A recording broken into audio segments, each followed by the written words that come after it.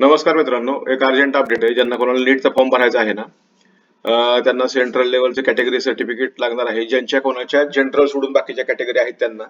म्हणजे महाराष्ट्रामध्ये general EWS category असली तर ईडब्ल्यूएस सेंट्रल फॉर्मॅटचं सर्टिफिकेट, एससीबीसी कॅटेगरी असली तर ईडब्ल्यूएस सेंट्रल फॉर्मॅटचं certificate, NTB, NTC, NTD, VJ, DT, SBC, OBC हे सर्व कॅटेगरी असल्या तर OBC central certificate, SC ST असले तर एससी एसटीचं सेंट्रल, नसेल तर स्टेट सर्टिफिकेट, अपंग असतात अपंगाचं पीडब्ल्यूडी सर्टिफिकेट.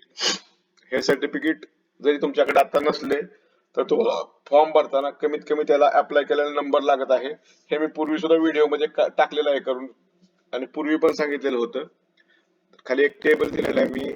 महाराष्ट्रात कॅटेगरी ईडब्ल्यूएस सेंट्रल कुठलं सर्टिफिकेट पाहिजे फॉर्म भरताना, EWS central format, SEBC EWS central format, NTB, NTC, NTD, VJDT, SBC, OBC central, OBC ह्यांना सगळ्यांना OBC central, SC ST central असलं तरी चालेल, नसलं तरी चालेल, स्टेटचं चालतंय, अपंग असलं पीडब्ल्यूडी.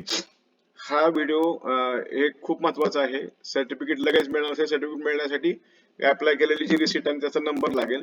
हा व्हिडिओ शेअर करा, लोकांना ह्याची गरज आहे.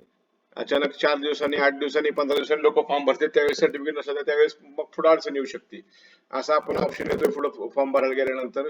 तुम्ही केलं की तुम्ही थोडक्यात फॉर्म भरायला सुरुवात केली की पुढं तुम्ही कुठलीही कॅटेगरी टाकली तर मग तुमच्याकडे सर्टिफिकेट आहे का नाही हे विचारतात. असेल तर त्याचा नंबर विचारतात, नसेल तर अप्लाय केलंय का असं विचारतात. अप्लाय केलं असलं तर मग ऍप्लिकेशन रिसिट क्रमांक किंवा तारीख आणि ह्या गोष्टीची बेसिक गोष्टी लागतायत पुढं. त्यामुळे मी हा व्हिडिओ करून अर्जंट करून टाकलेला आहे. Okay, thank you. हा व्हिडिओ शेअर करा, माझा चॅनल सबस्क्राईब करा.